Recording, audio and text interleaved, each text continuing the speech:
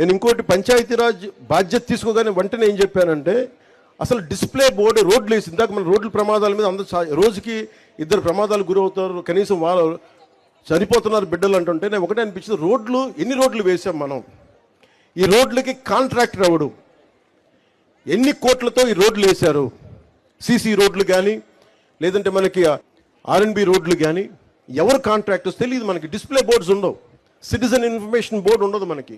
అది పౌర హక్కుల సమాచారం ఇవ్వాలి. అది నేను ఒకటే చెప్పాను పంచాయతీరాజ్ ఉన్నతాధికారులందరికీ, ఏ పని చేసినా ఎవరు కాంట్రాక్టర్, ఎన్ని లేయర్తో రోడ్లు వేశారు, అంటే మా కేరళ తరహా పంచాయతీలు ఎలా ఉంటుందంటే ఎన్ని స్థాయిలో ఎన్ని లేయర్స్ రోడ్లు వేశారు చెక్ చేసుకోవచ్చు. అంత అవగాహన ఉంటే తప్ప మన పంచాయతీల్లో మన డబ్బులు సద్వినియోగం కావు. మీ చేతుల్లో ఉంది పంచాయతీ. మైసూరవారిపల్లితో ప్రారంభించండి. ఈ రోజున 13,326 పంచాయతీలు